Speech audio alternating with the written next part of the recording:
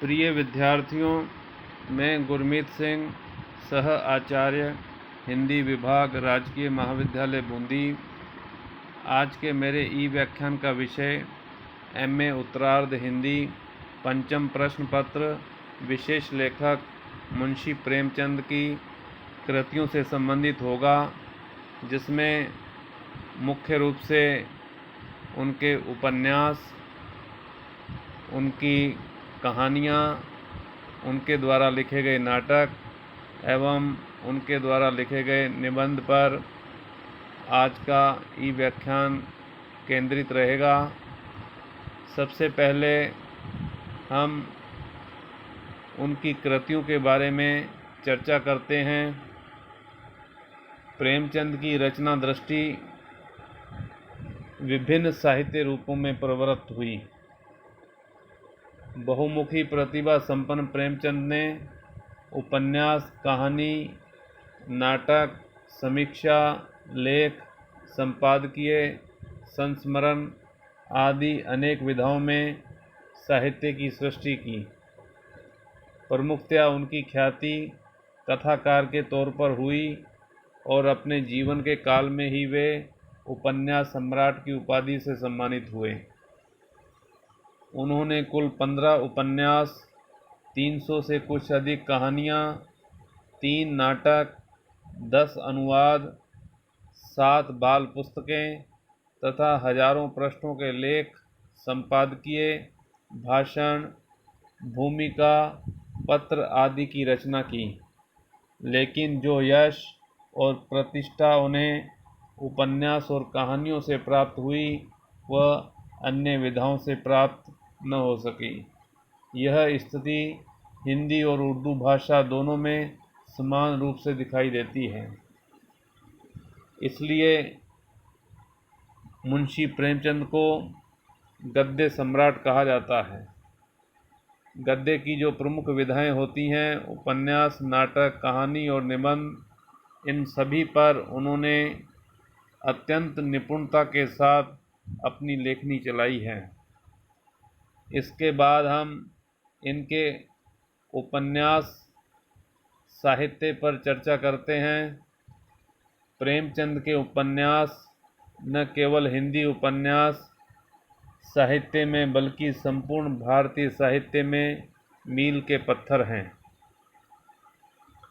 प्रेमचंद कथा साहित्य में उनके उपन्यासकार का आरंभ पहले होता है। उनका पहला उर्दू उपन्यास जो अपूर्ण है, असरारे मुआबिद उर्फ देवस्थान रहस्य, उर्दू साप्ताहिक आवाज़ ए खल्क में 8 अक्टूबर 1903 से 1 फरवरी 1905 तक धारावाहिक रूप में प्रकाशित हुआ। उनका दूसरा उपन्यास हम खुरमा व हम स्वाब, जिसका हिंदी रूपांतरण प्रेमा नाम से 1907 में प्रकाशित हुआ।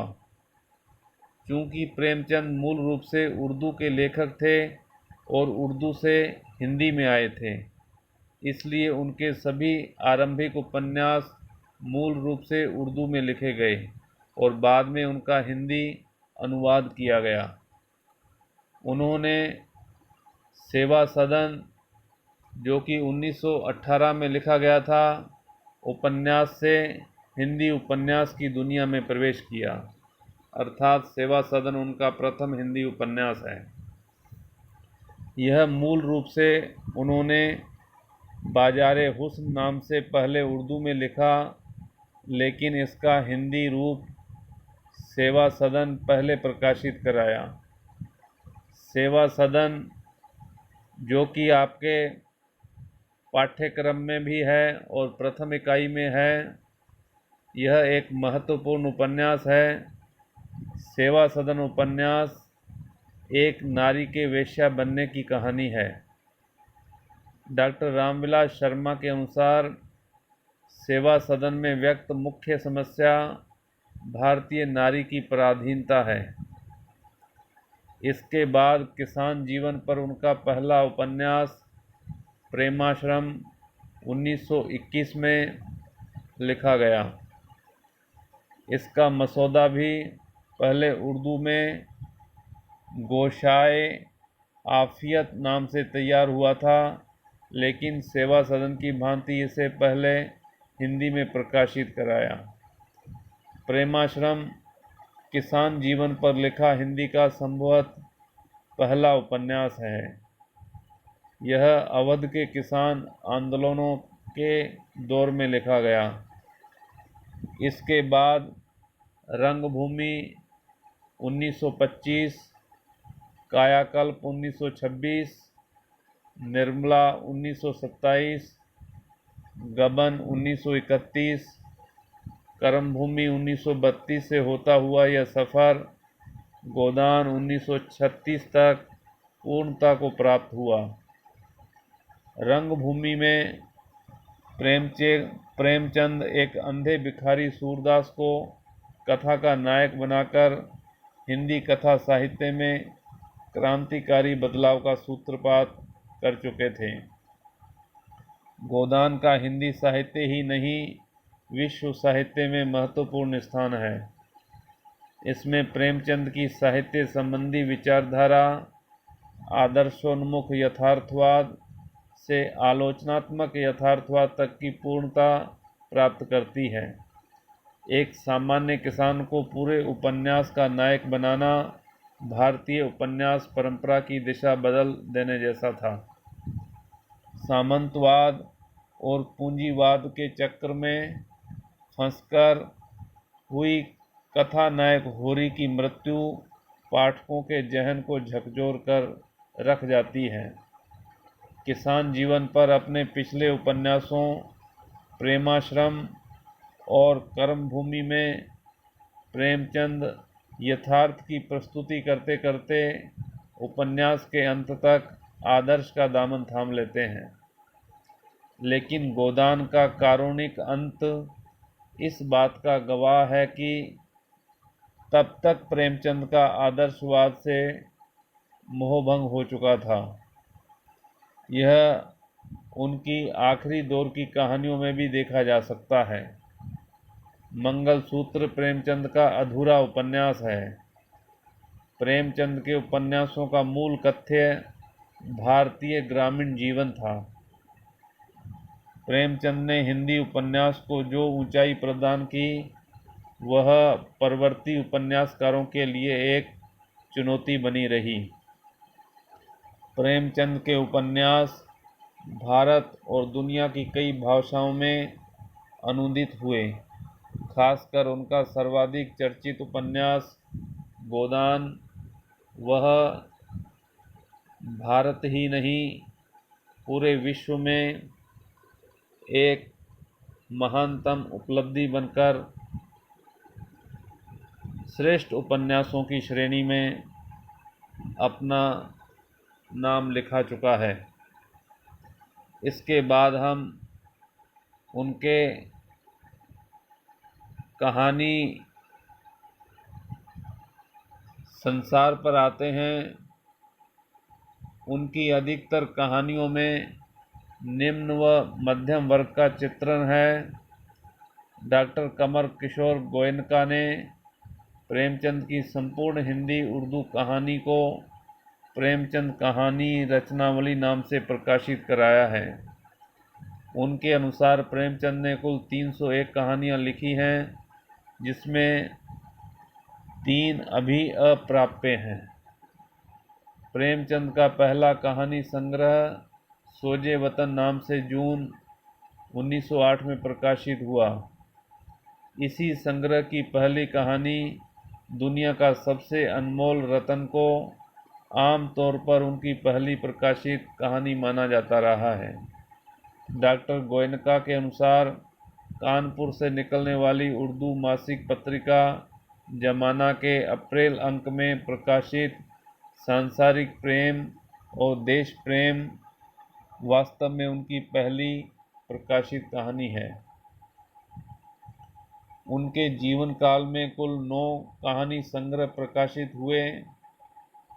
सोजे वतन, सप्त सरोज, नवनिधि, प्रेम पूर्णिमा, प्रेम पचीसी, प्रेम प्रतिमा, प्रेम द्वादशी, समर यात्रा, मानसरोवर भाग 1 व 2 और कफन।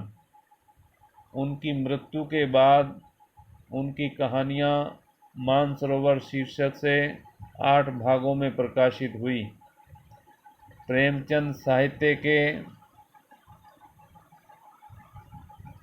विभिन्न संपादकों और प्रकाशकों में एक अपना अलग ही स्थान रखते हैं। उनकी कहानियों में विषय और शिल्प की विविधता है। उन्होंने मनुष्य के सभी वर्गों से लेकर पशु पक्षियों तक को अपनी कहानियों में मुख्य पात्र बनाया है।